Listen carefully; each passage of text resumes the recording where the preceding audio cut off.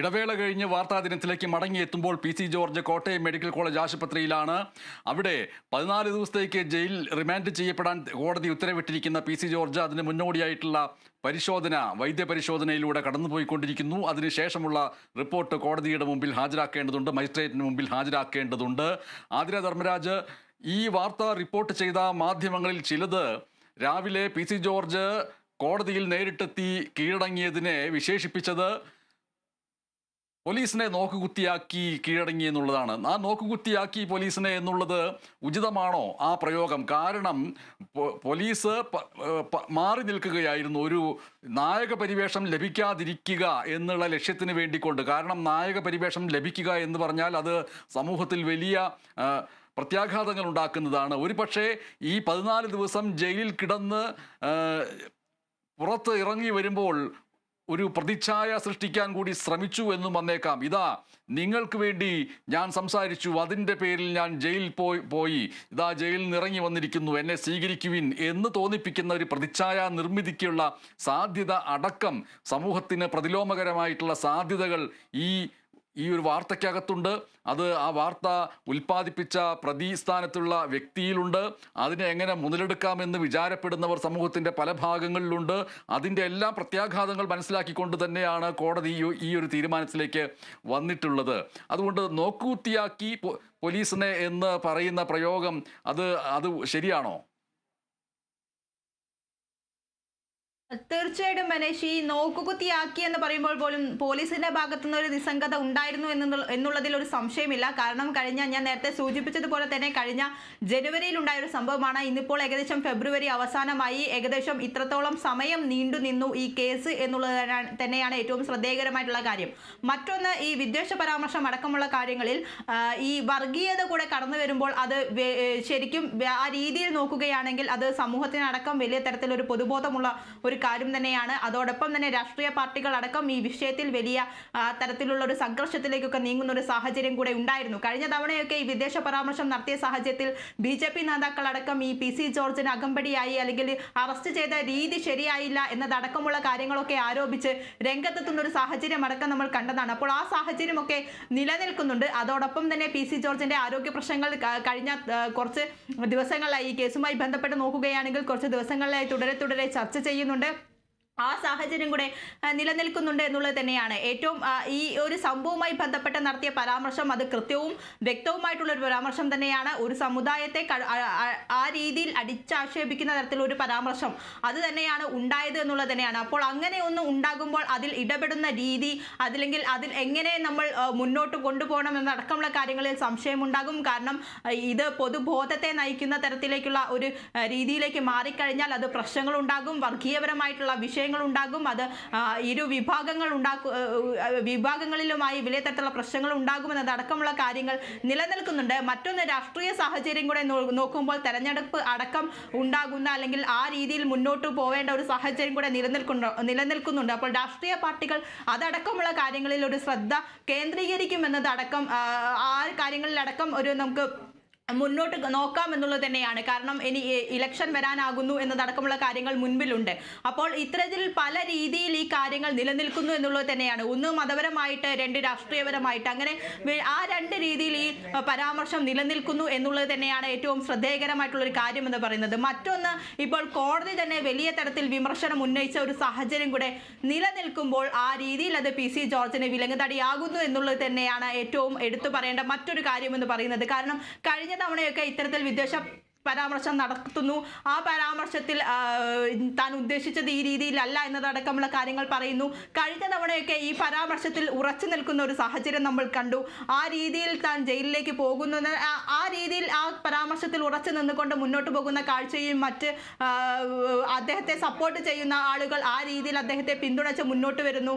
അങ്ങനെ വലിയ തരത്തിലൊരു വിമർശനങ്ങൾക്കും വലിയ തരത്തിലുള്ള ഒരു വാദപ്രതിവാദങ്ങളൊക്കെ ഉണ്ടായ ഒരു സാഹചര്യമൊക്കെ കഴിഞ്ഞ തവണ ഈ സംഭവവുമായി ബന്ധപ്പെട്ട് അല്ലെങ്കിൽ ഇത്തരത്തിലുള്ള വിദേശ പരാമർശവുമായി ബന്ധപ്പെട്ടൊക്കെ ഉണ്ടായ ഒരു സാഹചര്യം കൂടെ നിലനിൽക്കുന്നുണ്ട്. അപ്പോൾ അതൊക്കെ വെച്ച് നോക്കുമ്പോൾ ആ തരത്തിൽ ഒരു പ്രതിഷേധത്തിലേക്ക് നീങ്ങിയിട്ടില്ല എന്നുള്ളത് സത്യമായ ഒരു കാര്യം തന്നെയാണ്. പക്ഷേ മറുഭാഗത്ത് ചെറിയ രീതിയിലുള്ള പ്രതിഷേധങ്ങളും പ്രസ്താവനകളും ഒക്കെ ഉണ്ടാകുന്നുണ്ട് എന്നുള്ളത് തന്നെ ഉണ്ട് എന്നത് നമുക്ക് നിരാകരിക്കാനാകില്ല എന്നുള്ളത് തന്നെ ഒരു വസ്തുതയാണ്.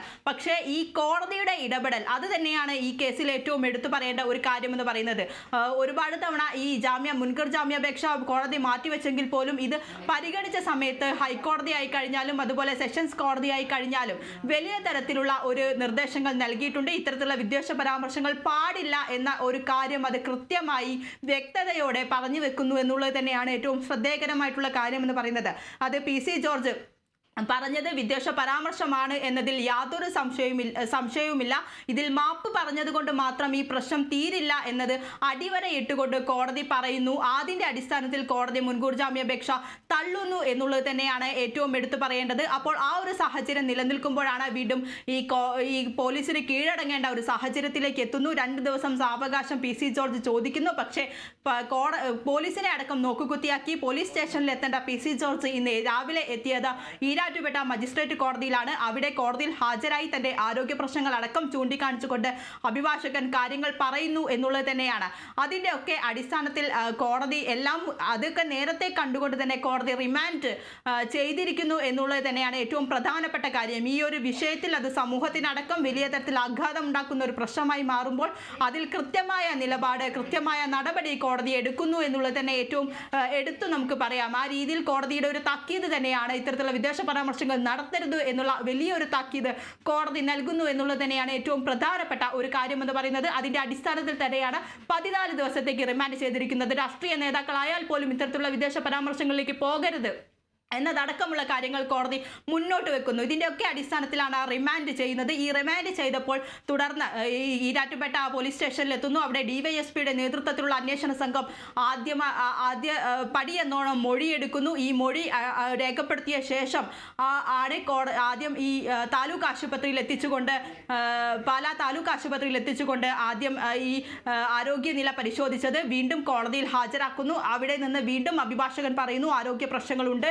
നേരത്തെ ഞാൻ സൂചിപ്പിച്ച ഈ രാത്രികാലങ്ങളിൽ ഉറങ്ങാനടക്കമുള്ള ബുദ്ധിമുട്ട്, ഓക്സിജന്റെ ഇത് വേണം എന്നതടക്കമുള്ള കാര്യങ്ങൾ പറയുന്നു. അതൊക്കെ ആ രീതിയിൽ ഒറ്റ നോട്ടത്തിൽ അത് ശരിയെന്ന് കോടതിക്ക് തോന്നിയാൽ കോടതി അപ്പോഴേ അതിലൊരു തീരുമാനമെടുത്തേനെ. പക്ഷേ വീണ്ടും കോട്ടയം മെഡിക്കൽ കോളേജിലേക്ക് കൂടുതൽ ഡീറ്റെയിൽ ആയിട്ടുള്ള ഒരു ചികിത്സയ്ക്ക് അല്ലെങ്കിൽ ആരോഗ്യനില പരിശോധിക്കുവാൻ വേണ്ടി ഈ PC ജോർജിനെ മാറ്റുന്നു എന്നുള്ളത് തന്നെയാണ്. അപ്പോൾ കോടതിക്ക് കൃത്യമായ തരത്തിൽ ഈ വിഷയത്തിൽ ഒരു നിലപാടുണ്ട്. ആ നിലപാട് തന്നെയാണ് കോടതി വീണ്ടും ആവർത്തിക്കുന്നത്. ഏത് തരത്തിലും ഇത്തരത്തിൽ വിദേശ പരാമർശം നടത്തിയാൽ ആ രീതിയിൽ അതിനെ മുന്നോട്ട് പോയാൽ ഇത്തരത്തിൽ ഇനിയും തുടർന്നു കഴിഞ്ഞാൽ അത് സമൂഹത്തിനടക്കം വലിയ പ്രത്യാഘാതങ്ങൾ ഉണ്ടാക്കുമെന്നതടക്കമുള്ള വിലയിരുത്തൽ കൂടി കോടതി മുന്നോട്ട് വെക്കുന്നു എന്നുള്ളത് തന്നെയാണ് ഏറ്റവും പ്രധാനപ്പെട്ട കാര്യം. അതിൻ്റെ ഒക്കെ അടിസ്ഥാനത്തിലാണ് ഉച്ചയ്ക്ക് ഈ കേസ് പരിഗണിച്ചപ്പോൾ കഴിഞ്ഞ തവണ ഉണ്ടായ വിദ്വേഷ പരാമർശങ്ങളുടെ അടക്കം റിപ്പോർട്ട് എനിക്ക് വേണം, അത് എത്രയും പെട്ടെന്ന് അന്വേഷണ സംഘം കോടതിയിൽ ഹാജരാക്കണമെന്നുള്ളത് അടക്കമുള്ള കാര്യങ്ങൾ കോടതി പറയുന്നു. ഇതിന്റെ അടിസ്ഥാനത്തിൽ കഴിഞ്ഞ തവണ ഉണ്ടായ എല്ലാ വിശദമായ റിപ്പോർട്ടുകളും അന്വേഷണ സംഘം സമർപ്പിക്കുന്നു. ഇതിന്റെ ഒക്കെ അടിസ്ഥാനത്തിലാണ് കോടതി 14 ദിവസത്തെ റിമാൻഡ് നൽകിയിരിക്കുന്നത്. ആ റിമാൻഡിൽ നിന്ന് ചിലപ്പോൾ പിന്നോട്ട് പോകാൻ കോടതി തയ്യാറാകില്ല. അതുകൊണ്ട് തന്നെയാണ് വീണ്ടും ഒരു വിദഗ്ധ ചികിത്സയ്ക്ക് അല്ലെങ്കിൽ കൂടുതലായിട്ടുള്ള ആരോഗ്യ നില അറിയുവാൻ വേണ്ടി കോട്ടയം മെഡിക്കൽ കോളേജിലേക്ക് PC ജോർജിനെ ഇപ്പോൾ മാറ്റിയിട്ടുള്ളത്. അവിടെ നിന്നും ആ റിപ്പോർട്ട് കൂടെ കണ്ട ശേഷമായിരിക്കും ഈ കേസിൽ കൂടുതൽ ഒരു നടപടി അല്ലെങ്കിൽ ജയിലിലേക്കാണോ അതോ മറ്റെന്തെങ്കിലും രീതിയിലേക്കുള്ള കാര്യങ്ങളിലേക്ക് പോകുമോ എന്നതടക്കമുള്ള കാര്യങ്ങളിൽ ഒരു വ്യക്തത ഉണ്ടാകുക. ഏതായാലും കോടതിയെ സംബന്ധിച്ച് കോടതി വ്യക്തമായ രീതിയിൽ ഈ വിഷയത്തിൽ ഒരു നിലപാടെടുത്തു എന്ന് തന്നെ നമുക്ക് എടുത്തു പറയാം. അതാണ് ഏറ്റവും പ്രധാനപ്പെട്ട കാര്യം.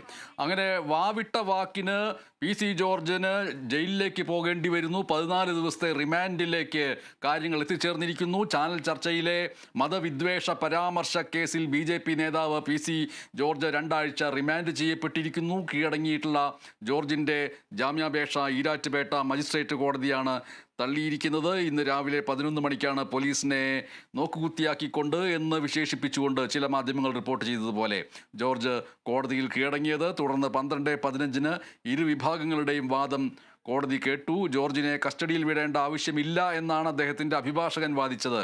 എന്നാൽ മുൻപും ഇത്തരത്തിലുള്ള പരാമർശങ്ങൾ നടത്തിയിട്ടുള്ള വ്യക്തിയാണ് പി സി ജോർജ് എന്നും കോടതി അലക്ഷ്യമാണ് പി സി ജോർജ് ചെയ്തത് എന്നും പ്രോസിക്യൂഷൻ ശക്തമായിട്ട് വാദിച്ചു. തുടർന്ന് പി സി ജോർജിൻ്റെ മുൻ കേസുകളുടെ വിശദാംശങ്ങൾ 2 മണിക്കൂറിനുള്ളിൽ ഹാജരാക്കാനാണ് പോലീസിന് കോടതി നിർദ്ദേശം നൽകിയത്. 2 മണിക്ക് ഈ വിശദാംശങ്ങൾ ഉൾപ്പെടെ പരിശോധിച്ചിട്ടാണ് ഈരാറ്റുപേട്ട കോടതി പി സി ജോർജിനെ കസ്റ്റഡിയിൽ വിട്ടത് വൈകിട്ട് 6 മണി വരെ. ആ സമയത്ത് കോടതി വളപ്പിൽ നിരവധി BJP പ്രവർത്തകർ തടിച്ചുകൂടുകയും ചെയ്തിരുന്നു.